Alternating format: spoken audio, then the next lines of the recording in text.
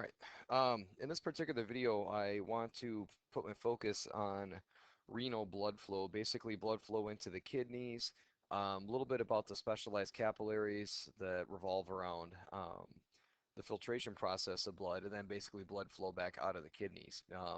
This is a very important topic you need to understand because as you dive deeper and deeper into the physiology of the kidneys, you're going to learn about the constant, one, the constant need for blood flow to the kidneys, and two, um, how well the kidneys are at regulating, blood pressure and blood flow and so on. So basically, how that blood gets to the kidneys is quite important for you to understand. So what I'd like to do first is just kind of just talk about some basic concepts about renal blood flow and talk about how much blood is being circulated to the kidneys every minute.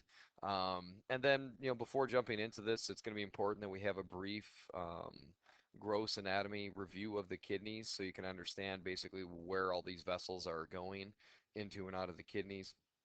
And then I want to talk about the arteries and the veins of the kidneys, and then also talk about the specialized capillaries of the kidneys, otherwise known as the glomerulus. Okay, so remember that when we're talking about the glomeruli, these are capillaries. And again, I'm not making this presentation on my usual computer, so if my writing's a little goofy, that's why, and I will apologize ahead of time on that. Okay? So, renal blood flow. Bear in mind that blood flow to the kidneys is a constant activity that just does not stop, in our day-to-day life. We need this constant flow of blood to the kidneys in order to regulate the composition and concentration of body fluids in the human body. Bear in mind that, that the kidneys, their main job is they are filtering organs. Okay, the kidneys are filtering organs, and remember that the kidneys are essentially filtering are primarily the extracellular fluids of the body, plasma. And remember that plasma concentrations of certain solutes or of solutes in general are a good reflection of the concentrations of the rest of the extracellular fluid compartment. Not all of them, but most of the extracellular fluid compartments, mainly the interstitial fluid compartments, the tissue fluid spaces of the body. Okay, so in a nutshell, typically whatever is being processed and pumped out of cells is going to work its way into plasma, and vice versa, whatever is filtered into the tissue spaces. So and remember that the kidneys are constantly, one of the things that they're constantly filtering is wastes. Okay, metabolic waste. All right. So as these kidneys or as the cells of our body are constantly undergoing, metabolic activity, making chemical bonds, breaking chemical bonds, especially the catabolic side of metabolism where we're constantly breaking down molecules, we're going to produce and release organic wastes into the bloodstream or into our interstitial fluid spaces, and these wastes will diffuse into the blood. All right, and then the kidneys are the primary organ that are used to filter this material out. And I mean, as long as we're alive, we're going to be constantly undergoing metabolic activity. So we need to have constant blood flow to the kidneys to ensure that we are appropriately filtering all these wastes out of our system. Also, being that the kidneys are filtering organs, they can also filter out excessive amounts of water, excessive amounts of other solutes that can be found in the bloodstream as well. So that's why we need the constant blood flow to the kidneys all the time. And as I have typed in here, on average, about 25% of our cardiac output is sent to the kidneys every minute. Okay, so bear in mind that, just by definition, cardiac output is the volume of blood circulated out of the heart per minute. Okay, so if we say 25% of that is just going to the kidneys, that's going to equal on average every minute, okay, 1.25, we'll say liters per minute, okay, or 125 mils per minute are going just to the kidneys. Okay, so that, I mean, hopefully right there, those numbers alone should just emphasize the importance of this. All right, so bear in mind that renal blood flow is a constant force, and renal blood flow also is, obviously can be regulated based on our needs and demands as well. For example, if we need to retain water, we can decrease this through certain mechanisms, which I'll talk about later on. Or if we need to increase the excretion of water or waste, we can also increase the amount of blood flow into the kidneys per minute. So bear in mind that this, that this is a very variable number here that we can physiologically alter based on our needs and demands. All right. Okay, so let's give a little anatomy review here real quick.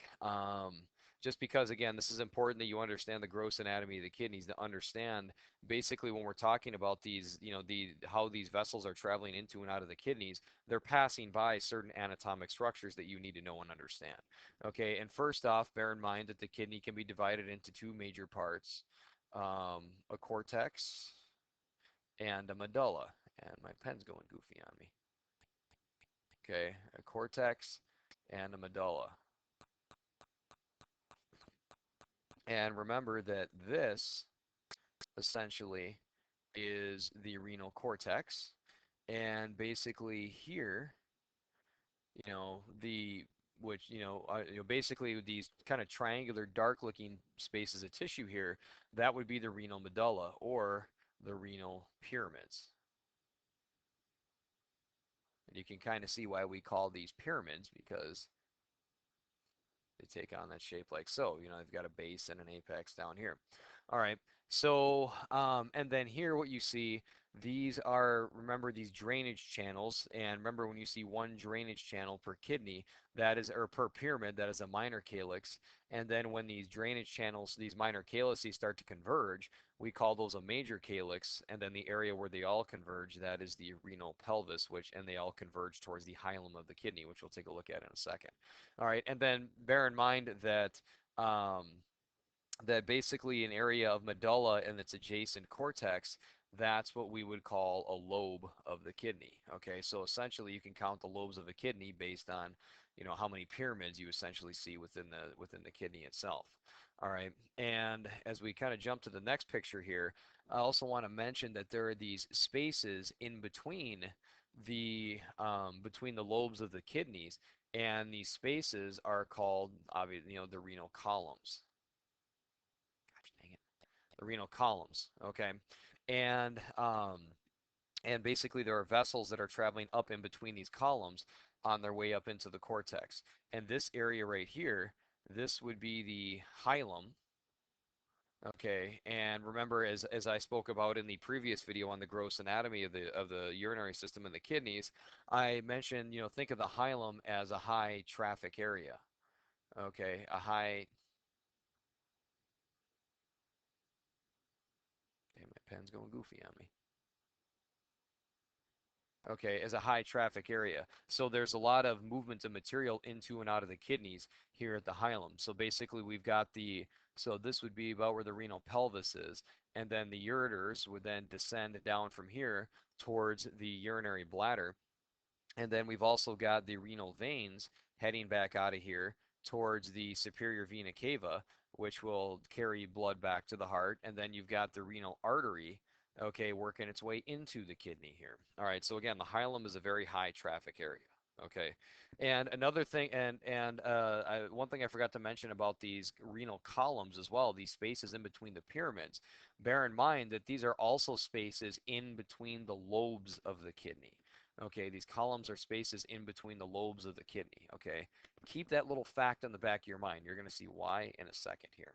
All right, now when we want to take a look at the circulation into the kidneys, we'll start with the major. We'll start with the major vessels and work our way down to the smaller vessels. Now, what you're going to notice here as I talk about this, you're going to notice that these vessels are going to get, the farther we get into the kidneys, the smaller and smaller the vessels get until they eventually become microscopic in size. Okay. Now that's important, and that's important for one major reason, is that maximizes our ability to filter blood. So by taking these vessels and branching them out and forming many, many smaller vessels throughout the kidney, what that does is that allows us to increase the surface area of, basically increase the surface area for filtration. Okay, increases the surface area for filtration purposes. So by increasing the surface area, that means we can spread this blood out, small amounts of blood over a large surface area. And instead of only having a few vessels spread out within the kidneys, we can have millions of these microscopic vessels branched throughout various areas of the kidneys here. And that allows us to filter small amounts of blood at a time and maximize the ability to filter these wastes and any other solutes we need to get out of the plasma and formulate into urine. Okay, so that's why the system is designed like this. And you notice that's very analogous to the lungs. Okay, because bear in mind when we talked about the lungs and we talked about, you've got your trachea and then you've got your main stem bronchi and then you form these secondary, these smaller tertiary and then eventually these microscopic bronchioles. And then at the very ends of these bronchioles, you've got the alveolar air sacs. Similar concept here, okay, because we're breathing large amounts of air in, and then we're spreading it out over a large microscopic surface area along the periphery of the lungs, just like we're filtering blood along the periphery of the kidneys. Except with the lungs, this allows us to maximize our gas exchange between inhaled air and the pulmonary capillaries, which allows us to maximize our ability to get rid of oxygen and take in oxygen. Okay, or get rid of carbon dioxide and take in oxygen. My apologies on that. So here with the kidneys, what you're going to notice as I show you a close up of this in a second, that we spread that basically as you see even in this image here, you can see the vessels get smaller and smaller and smaller until they reach the cortex where they spread out and get microscopic in size. Now the um, now basically here we've got the aorta, okay, more specific, the descending aorta. And once it branches into the abdominal cavity, we can call that the abdominal aorta. And then basically the aorta is there will be some branches right, excuse me, there will be these branches of the aorta at about the level of the hilum of the kidneys that work their way into the kidneys, all right, that are called obviously that would be the renal arteries. Okay.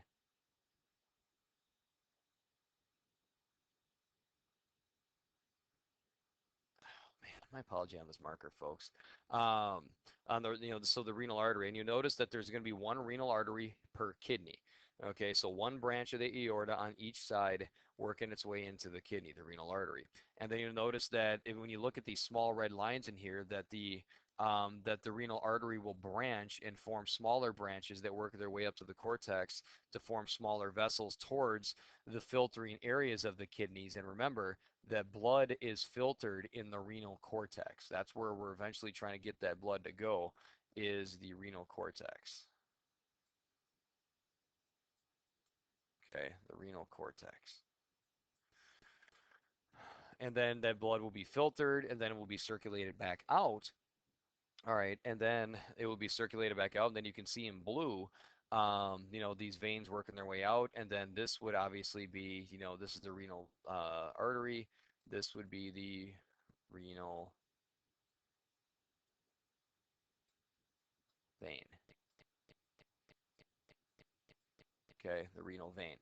All right, and then notice that the renal vein branches out from the hilum of each kidney and intersects with the inferior vena cava as it works its way back up towards the heart to be recirculated again.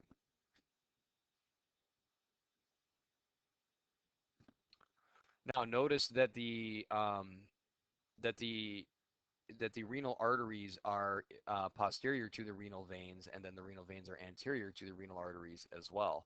And notice also that the renal arteries and veins tend to be at more of an angle with the right kidney because remember, the right kidney is sitting a little lower in the abdominal cavity because of the presence of the liver. The physical size of the liver pushes the the right kidney downward a little more into the abdominal cavity.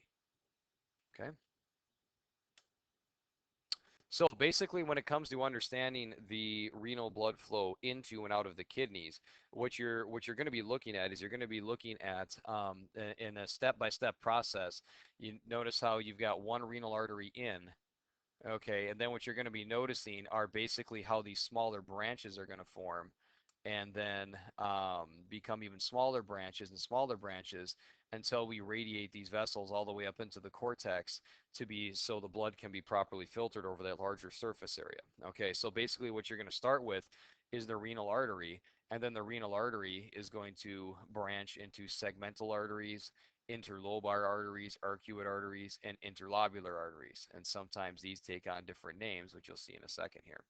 And then basically these interlobular arteries are going to form um, part of the functional unit of the filtering membrane called the afferent arteriole and the glomerulus and the efferent arterioles. Okay, so essentially these structures right here are going to be found in a part of the kidney called the renal corpuscle, and we'll talk more about that later on when I talk about the nephron in another video. Okay, and then the efferent arteriole will branch away.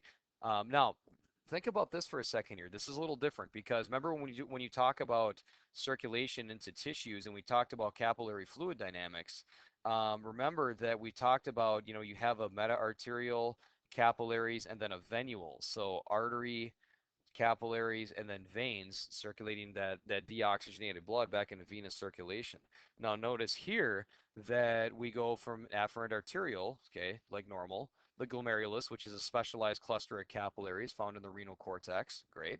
And notice efferent arterial, okay. So basically what we have here, we have a unique system of capillaries here. Instead of going artery, capillary, veins, what we have here is we go artery, capillary, artery, another set of capillaries, and then veins, okay? So that's something you have to keep in mind, and I'll break that down a little more for you guys in a second. And then what's very easy to understand about this, my advice to you when you're learning and studying this material is that you you focus really hard on the arteries and how they basically branch in the directions they go within the kidneys on their way to the cortex. Because if you have a good solid understanding of the segmental, interlobar, arcuate, interlobular arteries, all you have to do is go backwards because arteries because this is just like any other area of the body. Arteries and veins run parallel to one another. Okay, so that's something you have to keep in mind. All right, and then eventually they'll form the segmental vein, which will hook into the renal vein and then circulate blood back out. So let's take a look at this image here that kind of brings all this to life. So basically what we've got here, number three here, this would be I'm just going to abbreviate this. This would be the renal artery. Okay, so basically this would be the branch off of the off of the aorta that is working its way into the kidney itself. Okay, and then you'll notice right about here, remember this area here would be the renal sinus as we enter into the hilum of the kidney. Remember, this is just a space that's normally occupied by adipose tissue, and then the renal pelvis, the renal vein, and the renal artery. Okay, now what the renal artery is going to do is the renal artery is going to branch and it's going to form a few branches that are going to travel towards different segments of the kidneys, upper, middle, and lower segments of the kidneys. Okay, now that is key to remember because that reflects the name of these arteries. Okay, these are segmental arteries. Okay. And I'm not going to go that in depth and talk about the various, the superior, inferior segmental arteries and all that, but you get the general concept here. Okay, so that's why they're called segmental arteries. And basically what you're witnessing here at the, shortly into the hilum of the kidney, that you're seeing the beginning of the branching of the vessels into which are eventually going to become microscopic in size. So what you're witnessing is the beginning of increasing the surface area of blood flow into the kidneys here. Okay, and then these segmental arteries, as you can see here, are going to work their way up into the kidneys, and they're going to work their way up in, through those, remember those renal columns.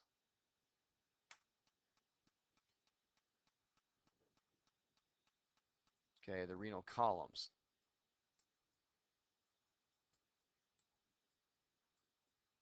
All right.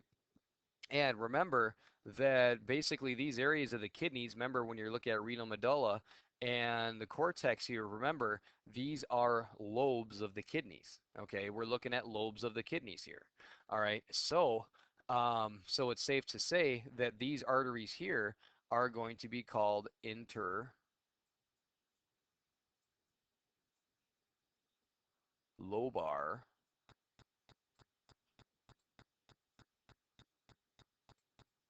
arteries. Interlobar arteries. Okay, arteries found in between the lobes. Okay, in between the lobes. Okay, and then what these arteries are going to do is they're going to let's come down. Let's bring our attention down here because I'm just getting a little crowded up here. So what you're going to notice is so we've got this segmental artery here, and then the segmental artery, and then it becomes the interlobar artery. And then notice how the interlobar arteries also branch once we get to about the level of each renal pyramid. And then what the branches do is they arc around, as you can see right here, they arc around the base of the kidney. Okay, and they arc, and that's why we call these arcuate arteries. Okay, they arc around the base of the pyramids here. And then what they do is then these arcuate arteries start to form these radiations that branch their way up into the renal cortex here, and then come, which you can't really see very well here, but branching off of these radiations of the arcuate arteries are what are called the interlobular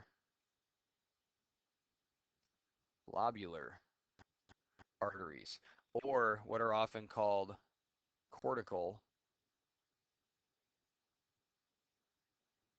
radiate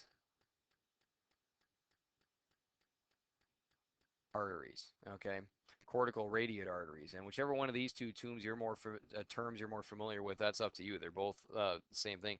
We call these interlobular arteries because these arteries kind of well, not kind of, what they do is they interweave their way through the connective tissue or the structural parenchymal elements of the renal cortex here. So hence in between the lobes of the kidneys. All right. And then cortical radiate, well, that term makes sense. These are just radiating into the kidneys themselves.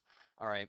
And then from here, the interlobular arteries are then going to form what are called the afferent arterioles. Okay, and remember this word afferent. When you hear that word, you think of moving towards a centralized or an important structure. All right, and then the opposite of this would be efferent, moving away. Okay, so basically this would be the afferent arteriole would essentially be the equivalent of a meta-arteriole that we discussed or that you learned about when you were talking about the peripheral circulation and blood flow to our other organs throughout the body. All right, and then the afferent arterioles are going to form the specialized type of capillary called the glomeruli, which are located within the renal cortex. And then this is specifically where filtration takes place. Okay, so the glomeruli are located all throughout throughout the renal cortex, and the glomeruli are found in conjunction with the functional units of the kidneys called the nephrons. Okay, the nephrons, which are basically the processing units of the kidneys that process this filtrate and are used to form urine. And there's about a million nephrons per kidney, so it's safe to say there's about a million of these tufts of these capillaries or glomeruli found in the renal cortex that are associated with these nephrons. Okay, and then once we filter the blood, then we form the efferent arterioles, and then the efferent arterioles form that secondary capillary bed called peritubular capillaries, which I'll talk about in a second, or not in a second, but a little later. And then basically once we go through the two capillary beds within the kidneys, now all you have to do is just go backwards. Well, now we've got the interlobular veins. Okay, and then the interlobular veins are going to arc back around the the the renal pyramid and then travel in between the lobes down the renal column. So those would be interlobar veins. And then eventually they're going to travel, from each respective segment of the kidney, they're going to start to aggregate around the renal hilum and the sinus here, and form the segmental arteries, which will form the renal, or that's the segmental veins, which will then form the renal vein, which will hook back up with the inferior vena cava and then carry blood back towards the heart. Okay, so that's kind of a roundabout of the arteries and veins. Like I said, if just by looking at this picture here, hopefully this should illustrate this point. If you really understand the arterial blood flow into the kidneys, understanding the venous flow out is very simple as well. And then it just gets a little different when you look at the middle ground here, because again, we're working with two different forms of capillary beds before we get, while we're going from arteries to veins. Okay, but other than that, renal blood flow is relatively simple. Now, I want to talk a little bit about the glomeruli. Glomeruli is the plural form for glomerulus. Glomerulus is, the glomerulus, again, is an individual tuft of capillaries that are found within the renal cortex. And remember, I also said that these are associated with the nephrons, or the functional units of the kidneys, all right? And bear in mind that the glomerulus is the site of filtration. So this is where blood is filtered within the renal cortex. This is where we filter out all those metabolic wastes, or not all, but I mean, a lot of them as blood is being circulated through here. This is where we filter out excessive water, excessive electrolytes, the amino acids, vitamins, whatever. Anything that can get through the specialized filtration membrane of the glomerulus will get filtered into the nephrons, or the functional units of the kidneys that form urine. Okay. Now, these capillaries are unique, okay? These are a little different than regular capillaries because they are highly specialized filtering membranes. Because most capillaries that we think about are continuous capillaries of the body, where you just have, endothelial cells, kind of spaced from one another, and a thin little basement membrane around the outside here. And basically, as blood flows through these capillaries, okay, this, water and solutes and gases diffuse across this base membrane into the tissue spaces. And then the other major type of capillary in the body are sinusoids, okay, and we call these sinusoids because the endothelial cells are widely spaced apart, and basically, and the pores are very large in between sinusoids, which allows for the filtration of cells and proteins, large molecules, to get out of the bloodstream and into tissue spaces. You find a lot of these in the liver. You also find a lot of these in bone marrow, so newly created blood cells can get into the bloodstream in the first place. Now, these capillaries, fenestrated capillaries, have a lot of very small, unique holes in them. That's what fenestrations are. Fenestrations are holes. Okay, like think of fenestrated cheese. What type of cheese would you call a fenestrated cheese? Swiss cheese, Swiss cheese. Um, and then the basement membrane, well, this is like in any other capillary, but this is very important to the role of the kidneys themselves. And then, this is what really makes these capillaries stand out, are these podocytes, or these cells. Remember, podo means foot. Okay, and these increase the filtering capabilities of the glomeruli as well. So if we take a look at this image right here, what you'll notice, this would be so basically, you would have this would be your afferent arteriole branching off of your interlobular arteries. All right. And then obviously this would be the glomerulus, these capillaries right here. And then once blood circulates through all these capillaries, it will work its way back out, and then out through the efferent arteriole to the, working our way to that other capillary bed, that other set of capillaries called peritubular capillaries. Okay. And then this right here is the beginning of the nephron, called the renal corpuscle, which is composed of two parts, Bowman's capsule, which you see right here, and the glomerulus. And then you put the two together, and this is the site of where filtration takes place. And remember that this is located within the renal cortex.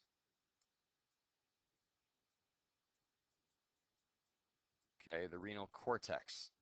All right. And then this is the beginning. So then once we filter those fluids out of the blood, then they'll pass through the specialized membranes, or specialized tubules of the kidneys, i.e. the nephron, where we need to process that filtrate for purposes which I'll talk about in a second here. All right.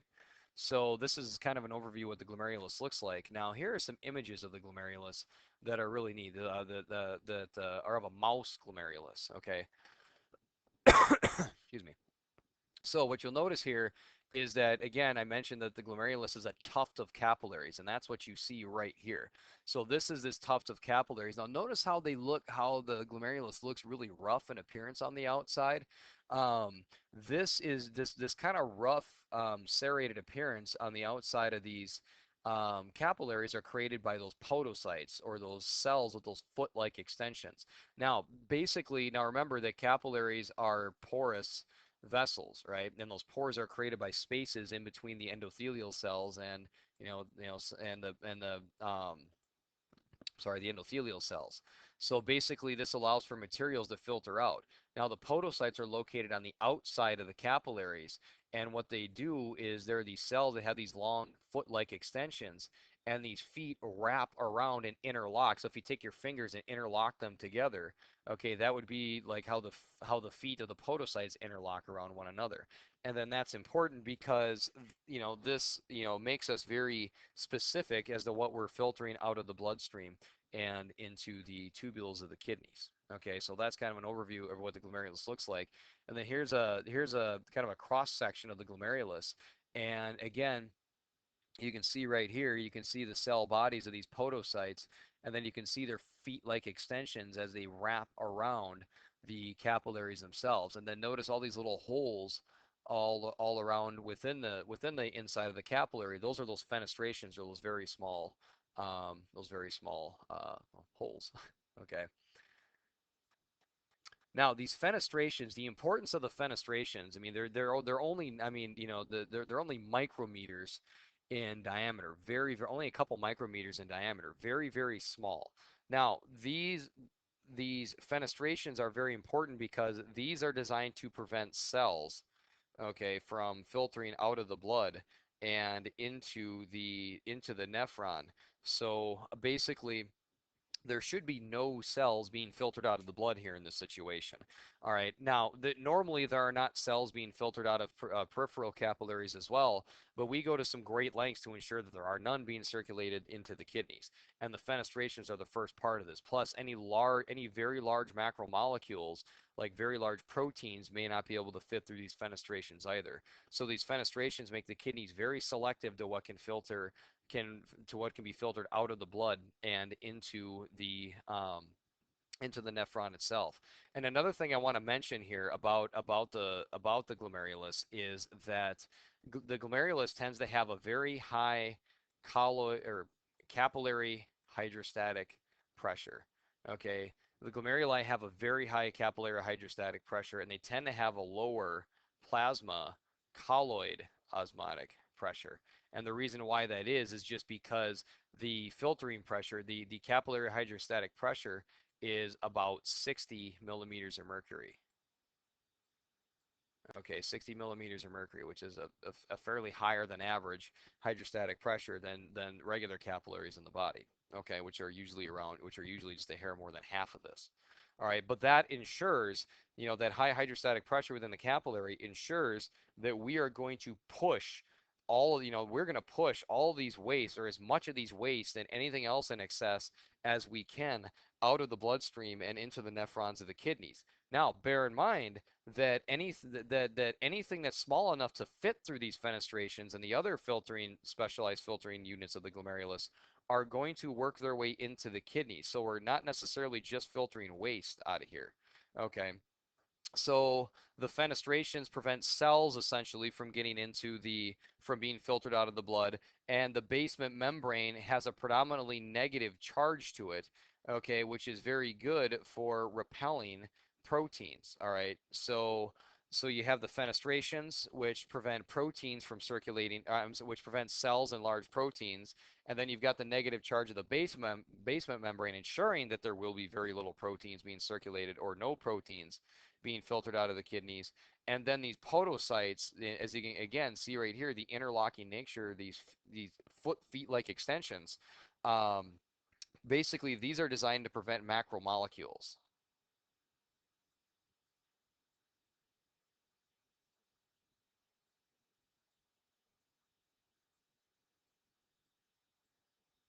pen's not working, so I'm writing with the mouse. So sorry, it's a little slow and goofy.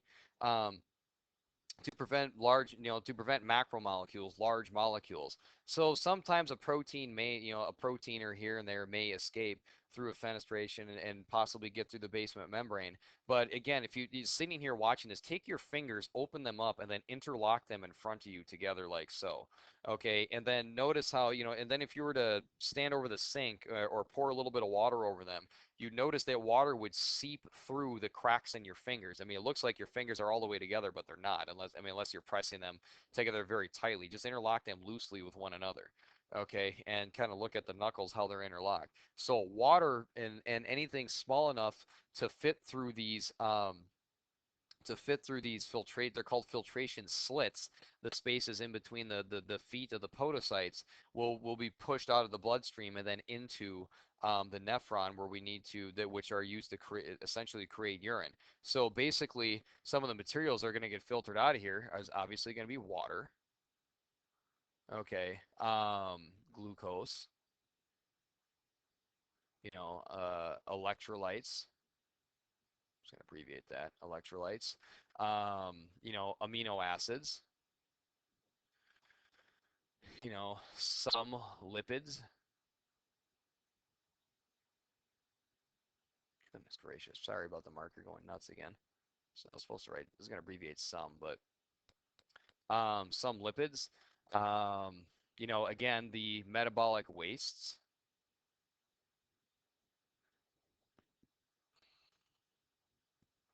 All right. So basically any, vitamins that are in the blood, any small solute that's in the bloodstream, these micromolecules or elements or minerals are going to essentially be what's filtered out of here along with water. Okay, now, as you take a look at some of the items that I've written up here, obviously the waste we want to get rid of. If we have excessive amounts of water, we want to get rid of that. Okay. We want and obviously we need to filter water out because remember, water is the medium for transport in the human body. If we want to push these solutes or these waste products out of the blood, they have to be mixed in some form of water, i.e. urine. Okay, but these amino acids and fats and sugars and electrolytes and so on. Okay, do we really want to be, pushing all of those into the urine as well? No, we need a lot of that material. But again, as I've already said, anything that's small enough and can get through the, predominantly negative charge of the basement membrane, and anything that's small enough to get through these filtration slits here and the fenestrations will be pushed out of these capillaries and into the nephron and undergo the formation of urine, essentially. So that's why there's need for peritubular capillaries. Okay, so essentially what we've got here, so let's kind of draw just a very watered down version of the nephron here. So this would be that renal corpuscle that we talked about, and then here would be the tufts of capillaries, the glomerulus. Okay, and as I mentioned, anything small enough, including a lot of useful material, is going to be pushed out of the blood and into the nephron. And any fluid, and then once it's in here, we call it tubular fluid. And basically anything within this tubular fluid that doesn't get pushed back out will be excreted or eliminated from the body. And that's where the efferent arteriole comes in, because the efferent arteriole forms this capillary network around the tubules of the nephron, called the peritubular capillaries. All right, called the peritubular capillaries. So and then basically there are lots of cells lining the lumen of the nephron. And within these cells, there are villi and so on. And then there's a lot of molecular pumps that are found along here. And then so essentially what's going on here is anything, are these pumps are removing these useful solutes and materials out of the nephron and back into the bloodstream. Okay, back into the bloodstream. And also the importance of the peritubular capillaries is even though we do have a high capillary hydrostatic pressure within the glomerulus, and we have a relatively high filtration rate here at the glomeruli, that doesn't mean we're going to filter out all of the waste right here in the glomeruli. So also that allows for us to push some more of these waste products out of the bloodstream into the nephron. So basically, there's a continuous exchange going on, between useful solutes and water and waste between the bloodstream and the nephron. So this maximizes, and this is how the kidneys are so highly specialized at filtering and cleaning out our blood and eliminating these waste products, excess water, solutes, and so on. And this is what I like to call the second step of urine formation, what I just showed you here, reabsorption and secretion. The first step we already talked about more or less is the filtration of urine at the glomerulus. Now, another thing I wanted to mention about these peritubular capillaries is they tend to have a high plasma colloid osmotic pressure. So they tend to have a high PCOP, okay? Just like the venous end of a capillary bed, most of the water and other solutes have been pushed out of the blood and into another area, which leaves a little bit of water left and just a high concentration of plasma proteins. So it makes it relatively easy for us to draw water and other solutes with it back into these peritubular capillaries and essentially back into the bloodstream.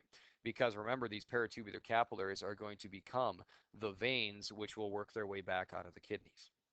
Now, what's kind of interesting about this is that bear in mind, so remember that the average cardiac output is about 5,000 mils, about 5,000 milliliters per minute or 5 liters per minute. We'll go with milliliters in this example. So, and remember, we said 25% of cardiac output just goes to the kidneys alone. Okay, so that means we're pushing about 125 mils of essentially water and plasma and solutes out of the blood and into the nephrons. Okay, so think about that. So 125 mils per minute. Okay, and there's 60 minutes in an hour. Okay, there's 60 minutes in an hour. So what would that come out to? So every hour we're pushing 750 or 750, 7,500 milliliters of fluid out of the blood and into the nephrons per minute or per hour. Okay, per hour. So 7.5 liters of fluid alone is being circulated out of the blood and into the kidneys. And then there's 24 hours in a day, and that's going to equal 180,000 milliliters or 180 liters of fluid. Thinking marker's going crazy on me again. So 180 liters of fluid basically being run out of the blood and through the kidneys per day. That's a lot. Okay, that's a lot. And again, but obviously we don't have that volume of water within our body.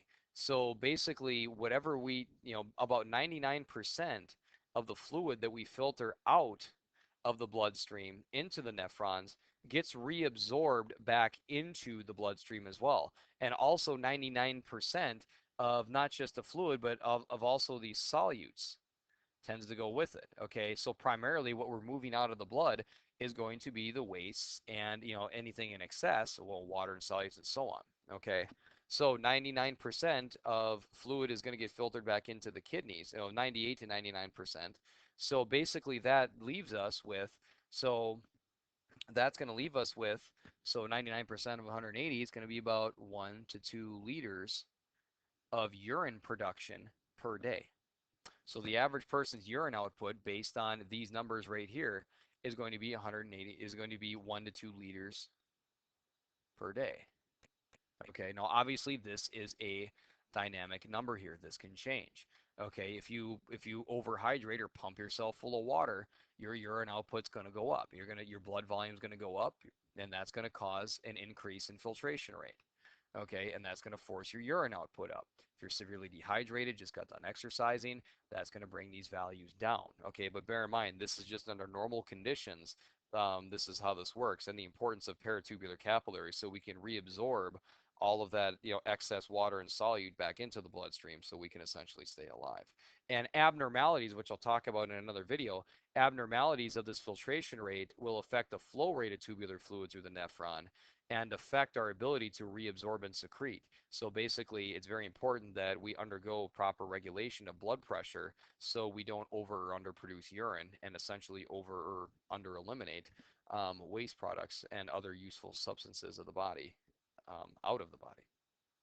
So again, here's just another image of what we were looking at here of the kidney and renal blood flow. So again, bear in mind what I just talked about, the glomerulus, the peritubular capillaries, for the most part, are going to be found. So most of the nephron or most of the processing units of the kidneys or functional units of the kidneys are, most of the tubules are found within the renal cortex, with the exception of one part of it that loops down into the medulla. So those peritubular capillaries are primarily found in the cortex, but are also found around this looping aspect of the nephron in the medulla as well. So bear in mind, so remember, we go afferent arterial, glomerulus, efferent arterial, peritubular capillaries, and then the veins of the kidney. And then basically all you have to do is work your way backwards back out. So hopefully this video kind of helps you illustrate the importance of renal blood flow and the constant need for cycling of blood through the kidneys, because bear in mind, as long as our metabolism is active and we're alive, we're producing waste and other excess materials that we need to get out of our body. And the only way to do that is to have a constant flow of blood into the kidneys so we can constantly filter that blood and essentially keep ourselves clean. All right, and that essentially is renal blood flow. If you guys have any questions on that, don't hesitate to contact me, and good luck and take care.